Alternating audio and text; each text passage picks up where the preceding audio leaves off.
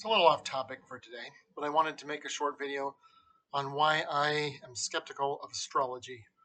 I came up in class last week because at the beginning of the semester you solicit answers, and you get a lot of random things as you try and establish what's scientific and what's not.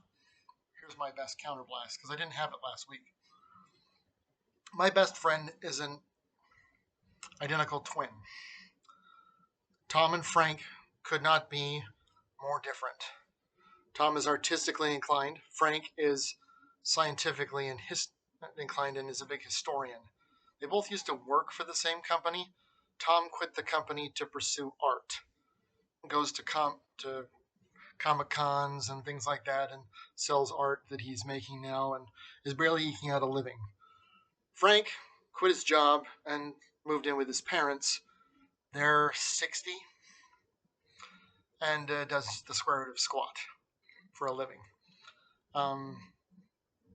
Frank's wife left him for that. Tom left his wife because she was abusive.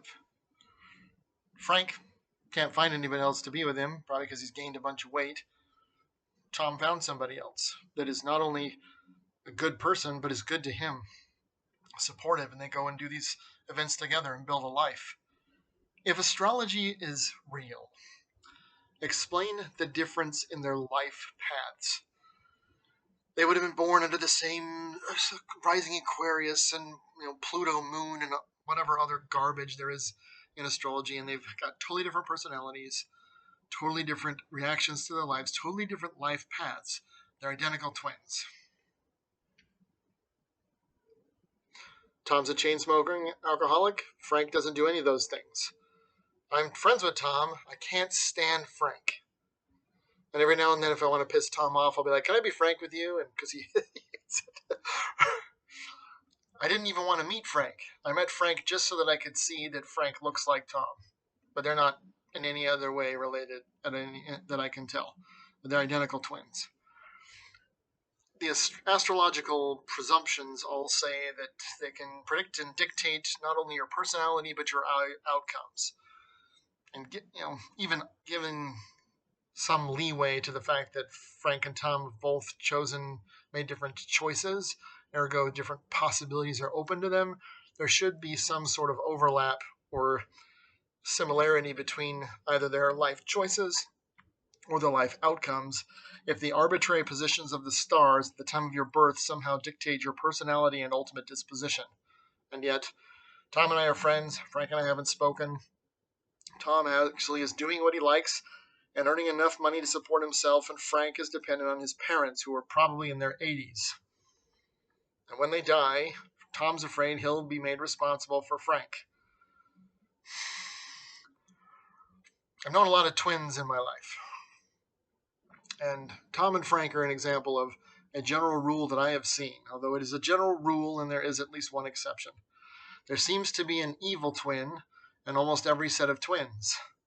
Sometimes there are two evil twins. Frank is of a disposition that he is sugar-coated on the outside and feces underneath. Tom was kind of bristly when I first met him. We both met as character witnesses at the trial. He was there as witness for the defense, and I was there as witness for the prosecution. We both said the same thing about the person, and that's how we became friends. Benjamin, if you only knew about the friendship you created that day. I've gotten along with Tom ever since we had a substantive conversation.